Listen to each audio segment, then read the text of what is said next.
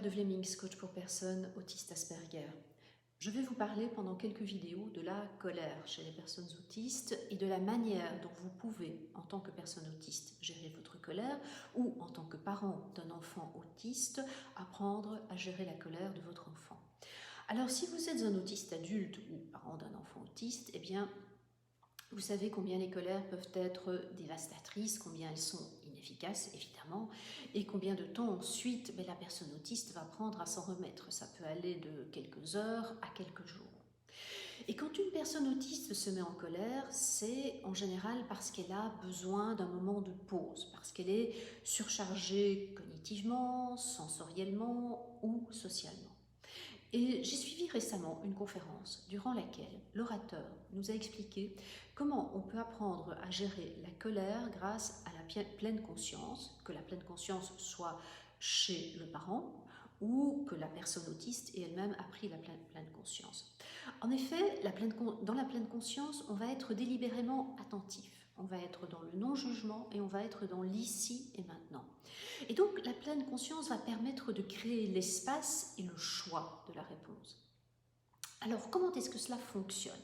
Eh bien, pour cela, nous avons besoin de comprendre comment se déroulent les réactions, et ça forme en fait une roue.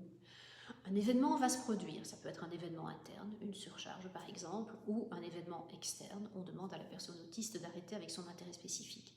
Et cet événement va générer une série de réactions, des souvenirs, des émotions, des sensations physiques, des pensées.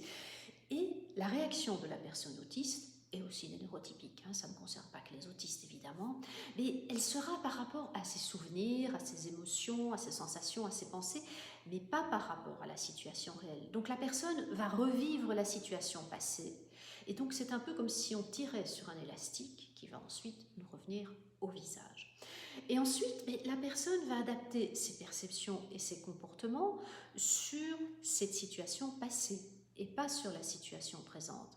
Ce qui risque évidemment d'avoir à son tour des conséquences sur l'événement qui a généré la crise et la roue est en train de rouler. Donc la pleine conscience, c'est ce qui va permettre d'interrompre ce cycle pour pouvoir revenir dans la réalité. Mais avant cela, il est important de savoir quels sont les déclencheurs chez vous ou chez votre enfant, car la situation, elle est liée à une pensée chez la personne autiste. Et les pensées vont être liées à des comportements, à des réactions physiques, à des humeurs, à des émotions. Comme vous voyez, tout est lié ensemble. Et tant que vous n'avez pas identifié quels sont les déclencheurs chez vous, personne autiste ou chez votre enfant autiste, vous ne saurez pas comment y répondre. Et là, je vais vous donner un exemple de ma propre vie.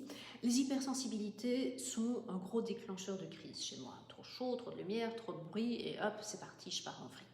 Et un autre déclencheur de crise, c'est quand je ne sais plus quoi répondre à quelqu'un et que je considère ce que la personne me dit comme une agression.